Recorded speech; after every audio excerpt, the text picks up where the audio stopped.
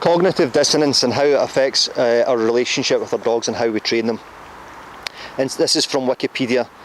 In psychology, cognitive dissonance is the mental stress or discomfort experienced by an individual who holds two or more contradictory beliefs, ideas or values at the same time, or is confronted by new information that conflicts with existing beliefs, ideas or values. So, contradictory values at the same time or presented with new information. When I made my change, it was not a road to Damascus, it was a gradual change to modern dog training. I started becoming presented with ideas which were contradictory to what I held true. I thought that you had to use corrections with some dogs and that a dominance-based approach was what was required with dogs because they were pack animals. The first time I ever read anything to the contrary was an article that Jack Bunn had written for the Neapolitan Mastiff Club in the UK, their newsletter, which explained why pack theory was a lot of rubbish. Pack theory was a lot of rubbish. And the first time I read it, read it and thought, that's a lot of rubbish. So apologies, Jack, because it's not.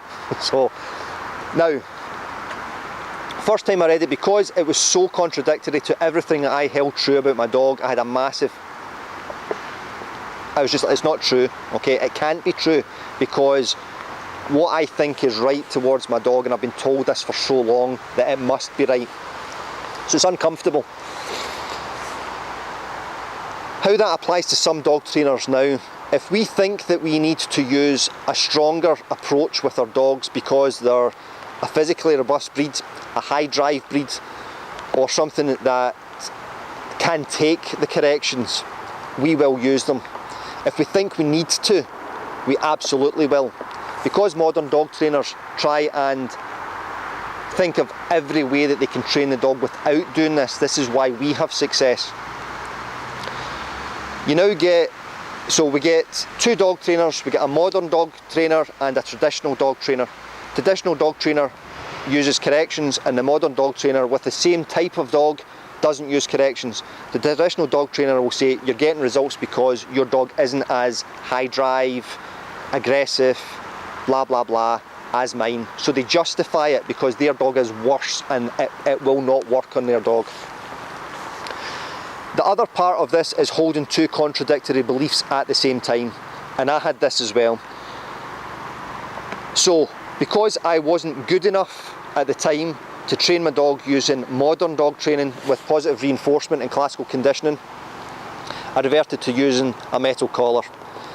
But because I had my dog's best interest at heart and I didn't believe that I was hurting I don't want to believe that I'm hurting my dog because I don't hurt my dogs.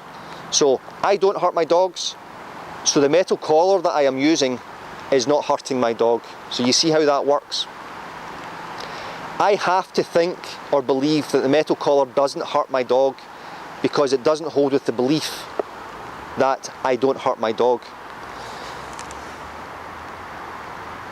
At least the trainers who use aversives and know that they're aversive are being honest about it.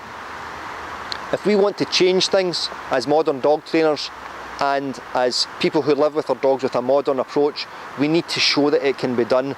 The proof is in the pudding. We need to show them it can be done and we need to keep showing them it can be done, and we're making progress with it.